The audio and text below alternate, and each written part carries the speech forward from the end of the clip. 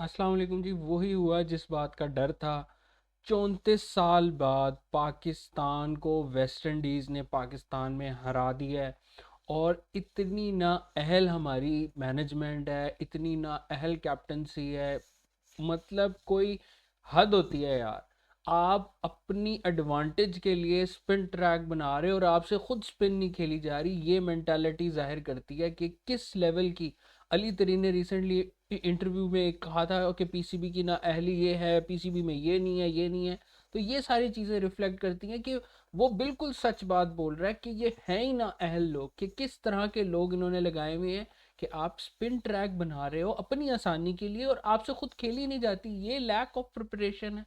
शान मसूद की ये कप्तानी है। उससे प्रेस कॉन्फ्रेंसेस करवा लो, उसे इंग्लिश बुलवा लो, आर्टिकुलेट वो आपको हर चीज़ से बड़ी अच्छी तरीके से बता सकता है। लेकिन जब बैटिंग की बात आए, कप्तानी की बात आए, उसको पता ही नहीं है। बॉब्जी द किंग कर लेगा कर लेगा, हमारा यही किंग है जी, यही किंग है। कब करेगा भाई किंग? आपको पता ही नहीं है कि आपके किंग ने करना कब है।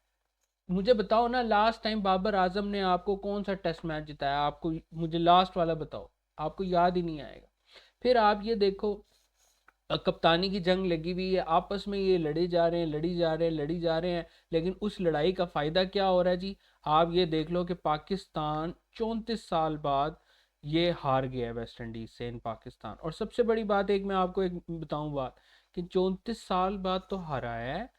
जब लास्ट टाइम वेस्ट इंडीज ने पाकिस्तान को हराया था 1990 के अंदर, तो जो इस करंट टीम के रूच हैं, वो 4 साल के थे और बाकी पूरी टीम पैदा भी नहीं हुई थी। तो वो मतलब, जब लास्ट टाइम वेस्ट इंडीज ने पाकिस्तान को हराया उसके बाद ये सारे लड़के पैदा हुए, और देखो आज जो है आपकी टीम को और आपके ग्रेवयार्ड पे आपकी कंडीशंस में, जिस पे आप अपने आप को बड़ा फख्र समझते हैं जी हमने स्पिन ट्रैक बनाया है। आकिब जावेद से क्वेश्चन पूछो, और जनाब वो कहते हैं कि जनाब जनाब हमने जो है ना वो क्या करना है, हमने जो है ना स्पिन ट्रैक बनाना है, आपका ऑब्जेक्टिव मैच जीतना है या फास्ट बॉलिंग को खिलाना है। उनको समझा रहे हैं कि भाई ये कोई पहली दफा तो नहीं हो रहा कि पाकिस्तान के अंदर टेस्ट क्रिकेट हो रही है तो हम स्पिन ट्रैक बनाने लगे हैं। ये कोई वन वे स्ट्रीट तो नहीं है कि आप एक ही बॉलिंग कंडीशंस को फेवर दे के आप उनसे सारा काम निकलवा लो। ऐसे तो नहीं हो सकता यार। मतलब स्टुपिडिटी की हद है। हद है यार, बिल्कुल समझ नहीं आती कि इनको क्या सोच के मिसबाउल हक के ऊपर ये जनाब क्रिटिसिज्म करते हैं। आकिब जावेद कहते हैं कि मेरे जैसा बंदा उसको चपरासी भी ना लगाए, इसी तरह के उनके कोई अल्फाज थे कि कोई भी इनको नौकरी ना दे। और वो ही बंदा मिसबाउल हक आपकी होम सीरीज एक भी नहीं हारा। आप ये देखो उस बंदे की ब्रिलियंस, और फिर जनाब यही बंदा उसको क्रिटिसाइज करता है। यार आप किस मुंह से क्रिटिसाइज करते हो? आपकी कंडीशंस आपके हिसाब से क्यूरेटर ने पिच की, और आप वेस्ट इंडीज से 34 साल बाद हार गए हो आकिब जावेद साहब। आपका क्या स्टैंडर्ड है? बातें आप सिर्फ कर सकते हो हैं। इंग्लैंड तो चलो तैयार नहीं था ना, वो तो जब आपने पहली दफा कंडीशंस बताई तो वो तो किसी टीम को नहीं पता था, और वो एलिमेंट ऑफ सरप्राइज की वजह से आपने इंग्लैंड को हरा दिया। अब आप क्या करोगे वेस्ट इंडीज के खिलाफ? क्या आपके पास एक्सक्यूज है? हैं? वेस्ट इंडीज को आप क्या एक्सक्यूज दोगे कि भाई हम हमें पता नहीं था, हमें ये नहीं था। शान मसूद से प्रेस कॉन्फ्रेंस हुई है, उसके मुंह से निकला है ये बात कि वी वर नॉट रेडी। ठीक है जी, वी वर नॉट रेडी। तो शान मसूद की अपनी भी कारकर्दगी देखो ना, कि उसकी इंडिविजुअल अपनी परफॉर्मेंस क्या है। इसकी तो मैं आपको ये बात बता देता हूँ, ये लास्ट सीरीज होने वाली है। We don't want Shan Masood any more as a captain of Pakistan cricket team. कि जिस बंदे को अपनी बैटिंग का ही नहीं आइडिया, ठीक है, कप्तानी का ही नहीं आ रहा, उससे टेल एंडर से क्वेश्चंस हो रहे हैं। आकिब जावेद से भी क्वेश्चन हुआ स्पेसिफिकली कि भाई बांग्लादेश के खिलाफ भी हमने टेल एंडर्स को आउट नहीं कर सके, अपर टीम को आउट कर दिया और उन टेल एंडर्स ने हमें अच्छा खासा रन स्ट्रोक दिया। साउथ अफ्रीका के खिलाफ भी यही काम हो रहा है। फिर वेस्ट इंडीज सीरीज से पहले अभी आकिब जावेद से रीसेंट प्रेस कॉन्फ्रेंस में 3 दिन पहले पूछा कि ये क्या वजह है कि हम ऊपर वाले बैट्समैन को आउट कर देते हैं, नीचे वाले बैट्समैन हमसे आउट ही नहीं होते। हम 54 फॉर 8 से लेके उनसे 150 स्कोर खा जाते हैं। दूसरी इनिंग में जहां पे हमने 50 के ऊपर उनके 8 खिलाड़ी आउट कर दिए, 7 खिलाड़ी आउट कर दिए, उसी टीम से हम 250 खा लेते हैं। तो ये किसकी गलती है? ये क्या कैप्टनशिप हो रही है? इस बंदे का आप रिकॉर्ड देख लो। 12 टेस्ट मैच दिए गए इसे एज अ कैप्टन, 9 हारा है ये बंदा। पीछे क्या रह जाता है? और ये भी नहीं है कि अब इसको फेयर चांस नहीं मिला, इसकी अपनी इंडिविजुअल कितनी परफॉर्मेंसेज हैं। साउथ में इसने अभी रिसेंटली बिल्कुल अब ख़त्म होने वाला था, अब जहाँ ज़रूरत थी, आपकी होम कंडीशंस थी, ठीक है, वहाँ पे इसने आपको साथ ही नहीं दिया, आपको मैच ही नहीं जितवाया।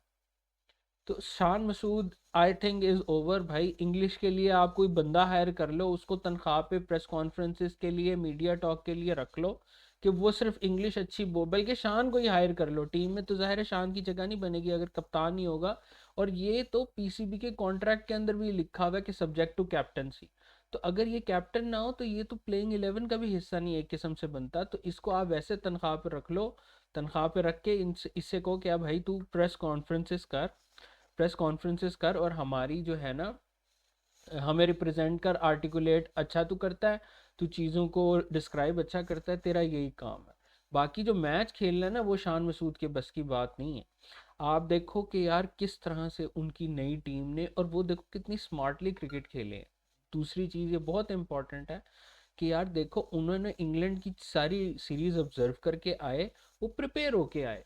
उन्होंने पहली इनिंग्स पहली टेस्ट मैच के अंदर चीज़ों को एनालाइज किया कि हमारी क्या क्या वीकनेसेस हैं, ठीक है। और फिर जिस तरह ही फर्स्ट इनिंग्स के अंदर इनकी टीम हुई, उन्होंने टेल एंडर्स को जहां अटैक का मौका मिला वो 150 कर गए। और फिर जहां पाकिस्तान स्लॉपी हुआ, इन्होंने तो फॉर ग्रांटेड ले लिया मैच को कि नहीं यार अब तो हम इनको जो है ना आराम से हरा देंगे। उन्होंने फिर बख्शा ही नहीं, उन्होंने ये देखो ना, उन्होंने फिर 250 कर दिया। जहां पे ये रिलैक्स हुए, वो रिलैक्स रिलैक्स के चक्कर में 50, 100, 150, 200, 250। अब 250 इनसे बने ही नहीं अपनी कंडीशंस में कि जनाब साहब हमने अपनी स्पिन ट्रैक को लेके इनको हराना है। तो कहाँ से हराना है? आपके बैट्समैन ही प्रिपेयर नहीं है। कौन सा ऐसा बैट्समैन है पाकिस्तान का जो प्रिपेयर्ड है? ठीक है जी, आपको ये स्कोर कार्ड खिलाओ, इनकी इनकी इनकी मैं आपको कुंडली भी दिखाता हूँ कि इन्होंने किया क्या। फिर आप ये देखो, आपने शान मसूद 15, 20 ये वो इस तरह का स्कोर करके आउट हो रहे हैं। हुरैरा के ऊपर भी मुझे हैरत हो रही है, हालांकि चलो उसका पिछला मैच डेब्यू था, लेकिन यार 4 इनिंग्स आपको दी गई हैं, आप डोमेस्टिक के अंदर इतना अच्छा परफॉर्म करके आए हो, इतने आपके हाथ पांव फूल गए कि इंटरनेशनल लेवल पे जाके आपसे बिल्कुल नहीं खेला जा रहा। कामरान गुलाम कामरान गुलाम जिस तरह की रैश शॉट खेल के आउट हुआ है, बंदा उससे पूछे तुम डोमेस्टिक में इसलिए परफॉर्म करके इतने इस लेवल पे आए हो कि तुमने इस लेवल पे आके अपना नाम भी खराब करना है, टीम की विनिंग या लूजिंग के ऊपर तुम्हें कोई पता ही कोई नहीं।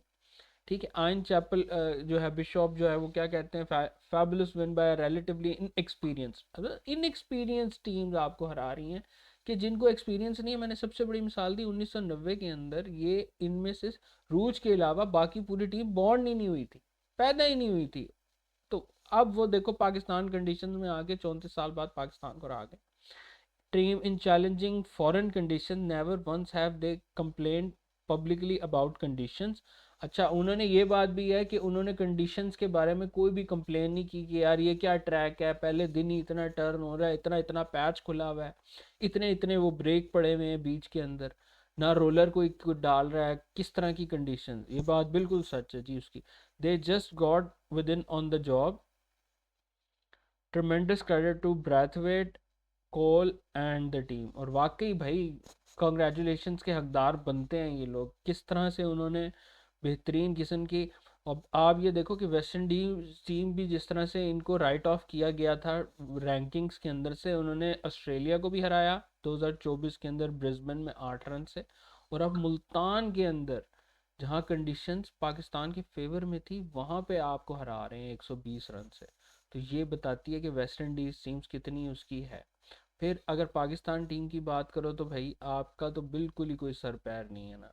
सर पैर इन सेंस किस तरह नहीं है, मैं आपसे एक एक बंदे के ऊपर बात करता हूँ। जैसे हुरैरा की बात हो गई, ठीक है, बॉब्जी द किंग भाई कब करेगा कब करेगा कब करेगा? कौन सा किंग है जो चलता ही नहीं है, चलता ही नहीं है, धुआं मार गया है या इसका पेट्रोल ख़त्म हो गया, कोई बैटरी चार्ज करनी है इसकी? कौन सा किंग है भाई बता दो ताकि हम उसकी बैटरी चार्ज करवा दें तो वो चले। वो चलता ही नहीं है। तो वो जैसे कहते हैं ना आमिर खान, थोड़ी देर चले तो लुल होवे, तो ये लुल होवे वाला किंग है।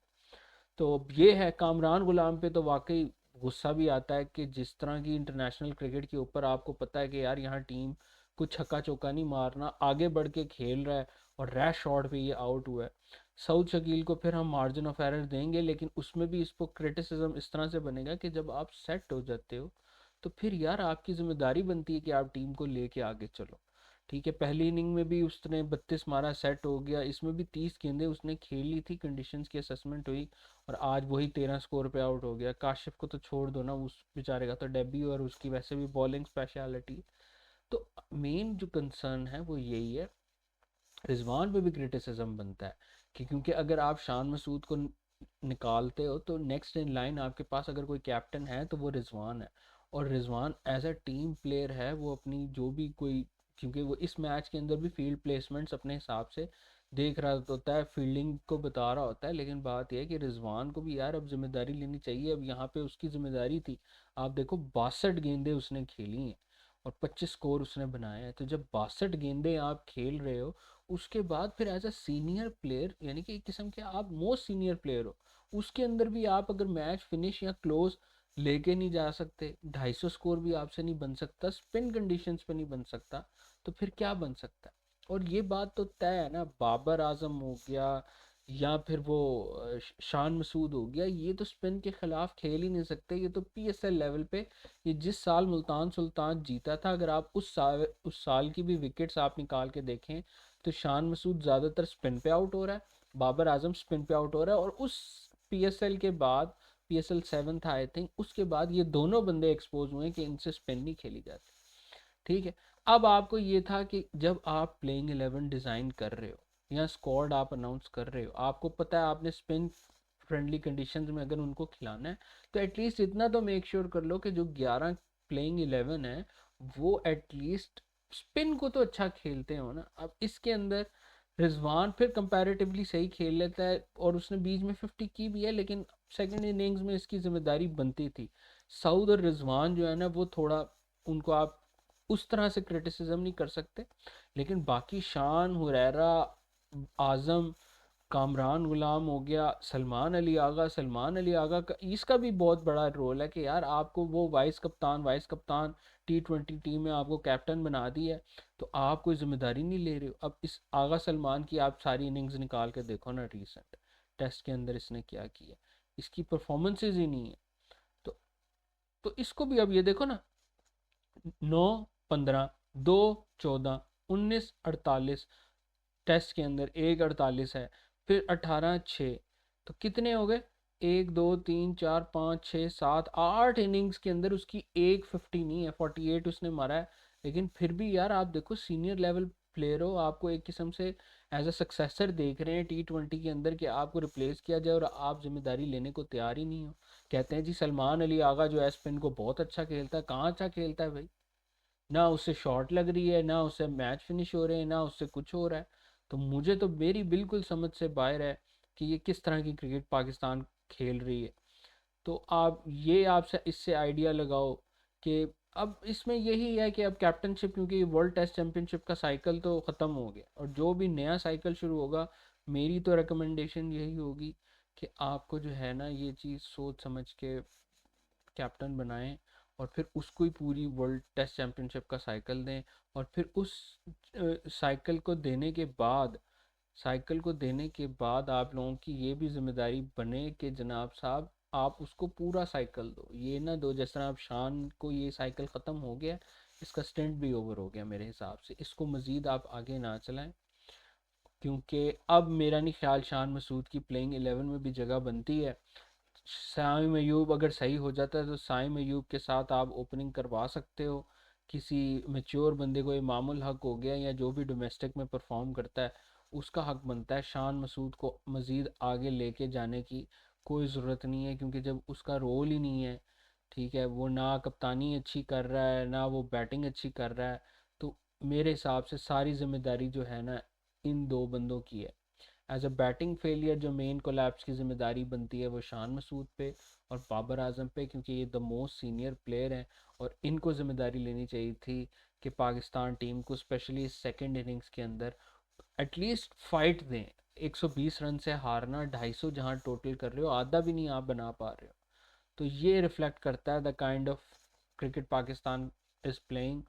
सो रियली डिसअपॉइंटिंग परफॉर्मेंस, इससे बुरी कुछ हो नहीं सकती थी। बाकी हर प्लेयर के ऊपर बात की। अब देखो नेक्स्ट सीरीज़ तो वैसे ही 10 महीने बाद है, तो तब तक तो क्या होगा अवाम भूल जाएगी, अवाम का तो काम है भूल जाएगी। लेकिन मैं अगर मेरी ओपिनियन दी जाए तो शान मसूद को आगे कैप्टन नहीं लेके चलना चाहिए, बाबर आजम को भी नहीं। आप अगर ड्रॉप करना है तो ड्रॉप कर दो, क्योंकि जब तक उसकी परफॉर्मेंस नहीं आती ना, वो अपनी ये वनडे उसमें वो वाइट बॉल क्रिकेट में भी उस तरह से उसकी फॉर्म नहीं लगी हुई, तो टेस्ट में उसकी किस तरह से लगनी। और जब तक आपके पास आपकी कंडीशंस, और सबसे बड़ा मसला आकिब जावेद का ये है, क्रिकेट का भी ये है, पाकिस्तान माइंडसेट का, कि आप ये नहीं कह सकते, सॉरी, आप ये नहीं कह सकते कि हम स्पिन फ्रेंडली कंडीशंस ही बनाएंगे।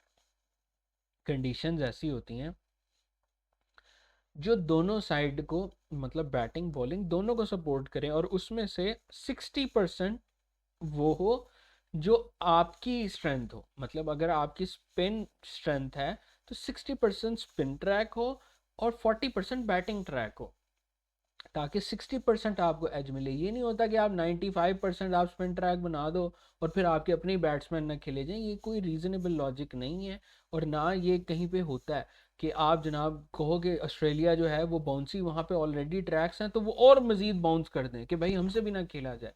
वो कभी भी नहीं ऐसा करेंगे, वो अपनी कंडीशंस को नॉर्मल रखेंगे। तो हमें भी चीज़ें नॉर्मल करने की ज़रूरत है। और सबसे बड़ी इसकी मिसाल ये है कि यही अगर पिंडी की पिच के ऊपर जहाँ इंग्लैंड ने आपको 500 मारा था, यही ट्रैक था जिसके ऊपर नसीम शाह ने 100 हैट्रिक की थी अपनी फास्ट बॉलिंग से। यही वो ट्रैक है कि इनके ऊपर बाबर ने भी सेंचुरी की, शान ने भी सेंचुरी की थी, ठीक है, और उसी मैच में जनाब वो नसीम शाह भी हैट्रिक ले रहा है। तो ये बताता है, आपको रिफ्लेक्ट करता है कि यार किस तरह से आपने पिचेस बनानी है। मिसबाउल हक उस टाइम हमारे यहाँ टेस्ट क्रिकेट का बेहतरीन एक किस्म का था, कि जहाँ हम डोमिनेट कर रहे थे टेस्ट क्रिकेट को। वो कंडीशंस भी अच्छी बनाता था, वो पिच क्रिएट हमारी स्ट्रेंथ के हिसाब से करता था। हमारी पाकिस्तान टीम अपनी होम पे आ रही कोई नहीं, और अब उस बंदे को आप लोगों ने साइडलाइन किया हुआ है। और आकिब जावेद साहब आए हैं और जनाब साहब वो ये कह रहे हैं कि जनाब साहब जी स्पिन स्पिन स्पिन स्पिन, और फास्ट को पूछ ही नहीं रहा है यार कोई। नसीम शाह आपके पास पड़ा हुआ है, शाहीन आपको पड़ा हुआ है, आप खिला ही नहीं रहे हो यार उनको। तो ये चीज़ें रिफ्लेक्ट करती हैं। आई होप कि मैंने अपनी ओपिनियन जाहिर कर दी होगी। अगर आपकी कोई इसमें से डिफरेंट है ओपिनियन तो प्लीज़ काइंडली कमेंट सेक्शन में शेयर कीजिएगा। नेक्स्ट वीडियो तक के लिए अल्लाह।